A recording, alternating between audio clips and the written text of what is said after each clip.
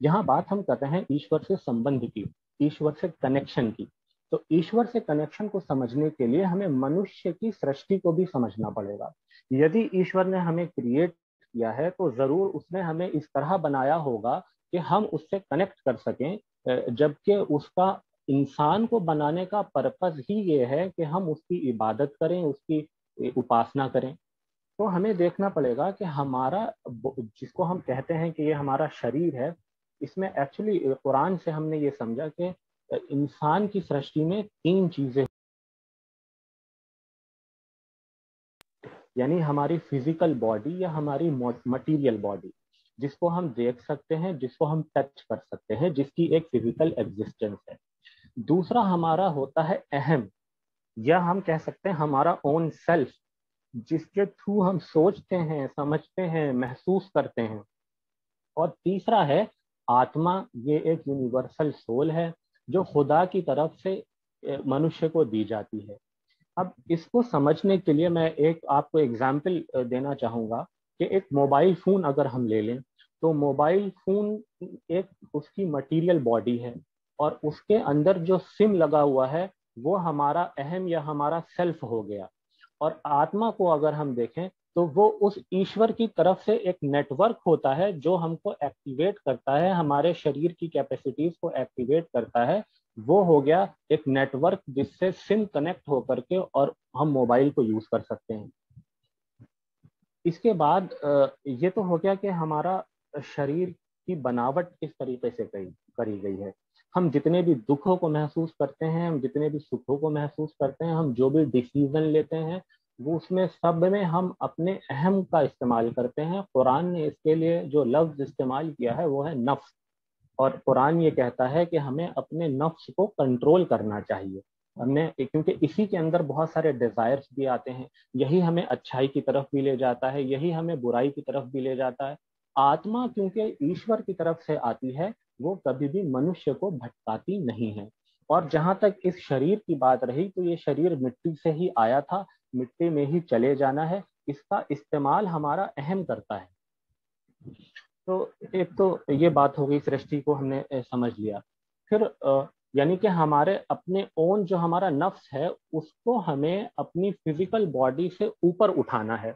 अब हम अपनी फिजिकल बॉडी को या अपने नफ्स को हम इस फिजिकल बॉडी से ऊपर कैसे उठाएंगे, उसका तरीका कुरान ने बताया कि आपको अपने अहम को भिन्न करके ईश्वर के साथ संधिबद्ध करना है।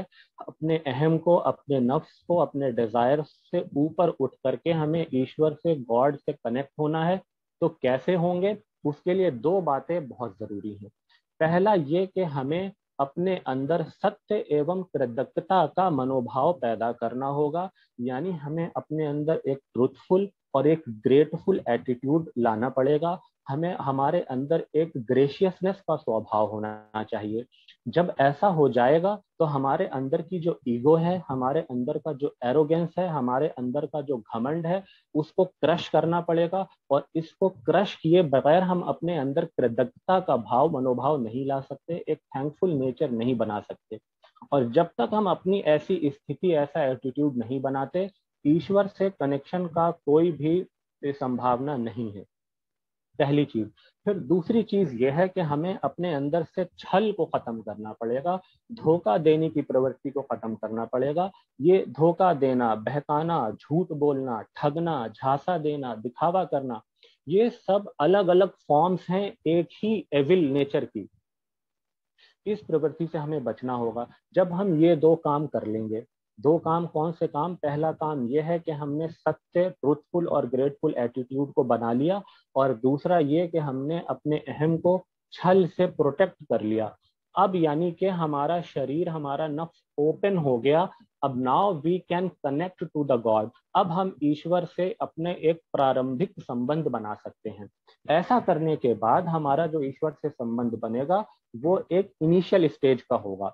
इस संबंध को आगे ले जाने के लिए हमें क्या करना होगा, उसको आगे ले जाने के लिए फिर हमें ये बताया गया है कि हमें एक एक तरीका बताया गया है, जिसको हम कहते हैं, कुरान ने बार बार कहा कि सलात कायम करिए।